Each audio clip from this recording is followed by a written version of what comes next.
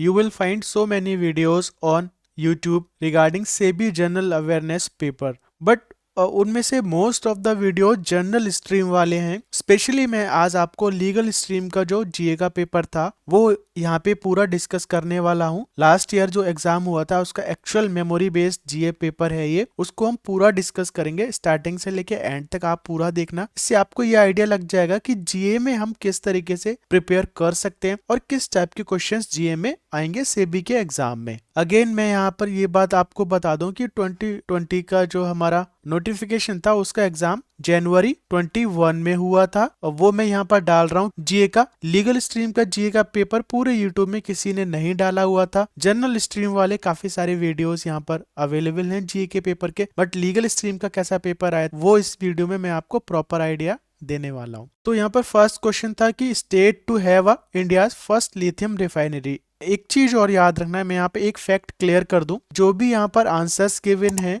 वो आंसर्स 2020 के डेटा के अकॉर्डिंग है। अगर किसी में कोई डेटा चेंजेस हो सकते हैं, अगर कोई डेटा में हुआ चेंज हो गया हो तो उसको आप क्रॉस चेक कर लेना और वो आप उसको करेक्ट कर लेना, क्योंकि ये लास्ट टाइम है और ऐसा नहीं कि सारी 100% करेक्ट हो। वैसे मैंने कोशिश की है कि सभी करेक्ट हैं, बट ये सेबी की तरफ से ऑफिशियल आंसर की नहीं आती है किसी की तरफ से, तो ये सिर्फ मेमोरी बेस्ड पेपर है।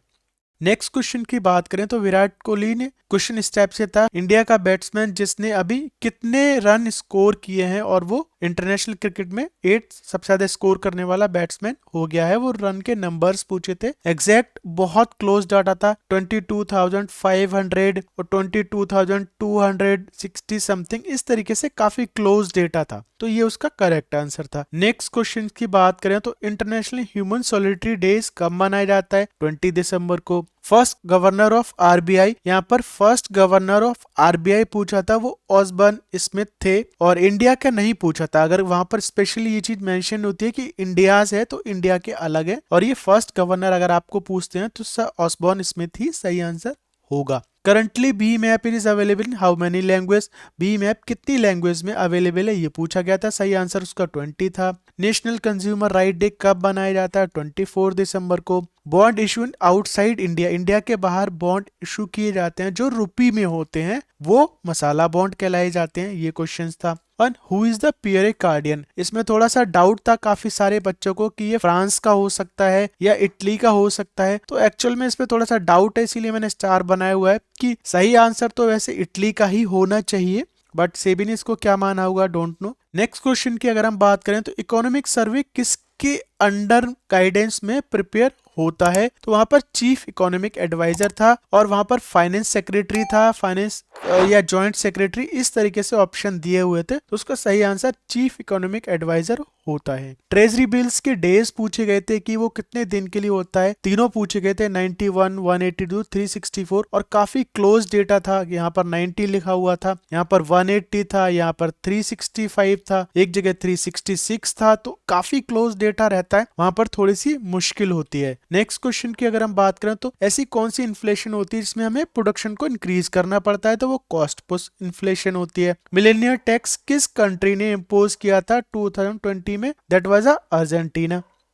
हाईएस्ट गोल किसने स्कोर किए थे आईएसएल की हिस्ट्री में? याद रखना अभी ये चेंज हो गया है इसीलिए मैंने ये लगा दिया, उस टाइम पे सही आंसर सुनील छेत्री था। यूके आइकन अवार्ड किस सिंगर को दिया गया है? तो सही आंसर शंकर महादेवन था। कुछ लोग वो सोनू निगम के लिए भी लास्ट टाइम डिस्कशन हो रहा था, बट इसका एग्जैक्ट आंसर सेबी ने क्या माना वो अभी तक क्योंकि आंसर की मिलती नहीं है इसलिए हमें पता नहीं है, बट फिर भी यहाँ पर मोस्ट ट्रस्टेड सोर्सेज से सही आंसर शंकर महादेवन ही था। LIBOR is not related to, LIBOR किससे रिलेटेड नहीं होता है? और ये एक्चुअली ये बिल्कुल कंफर्म नहीं हो पाया कि एग्जैक्ट इसका क्वेश्चन किस टाइप का था। अगर आप में से किसी को पता हो ये एग्जैक्ट क्या क्वेश्चन था तो आप लोग बता सकते हो, बट फिर भी जहां तक मुझे लगता है उसका ऑप्शन यही थे कि long term borrowing, short term borrowing, इस तरीके से था। तो LIBOR is not related to long term borrowing, क्योंकि वो लिबोर यूके की ओपन मार्केट से डील करता है, तो वहां पे शॉर्ट टर्म बोरोइंग के बारे में बात की जाती है। नेक्स्ट, फॉरेन इन्वेस्टमेंट इंडिया में प्राइवेट बैंक में मैक्सिमम कितने % अलाउड है? That is 74%। टाटा ने किस कंपनी में इन्वेस्टमेंट किया हुआ है? सही आंसर वाज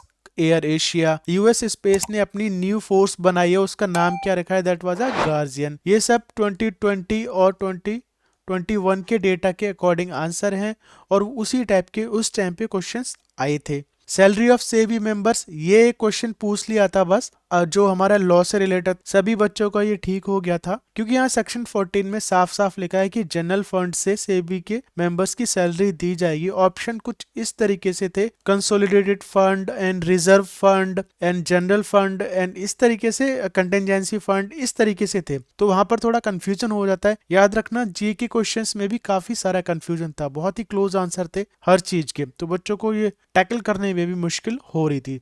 तो ये इजी क्वेश्चन था, सबसे इजी क्वेश्चन बच्चों को यही लगा जो सभी करेक्ट करके आए थे। नेक्स्ट क्वेश्चन की बात करें तो आरबीआई चीफ सीसीओ होता है, जो कंप्लायंस ऑफिसर होता है, इसको टेन्योर कितना होता है? तो वहां पर नॉट लेस देन 3 ईयर, ये आरबीआई ने खुद बोला है कि 3 साल से कम नहीं हो सकता है। So these all are 20 questions जो सेबी में आए थे। ये जीए के सारे क्वेश्चंस हैं और ये सिर्फ लीगल के क्वेश्चंस हैं। अब मैंने इसीलिए आप लोग को डाल दिया, at least you will get a idea that what kind of GA question will be there. You can join our Telegram channel. We usually post some material on this Telegram group regarding the various job notification and the SEBI recruitment process as well.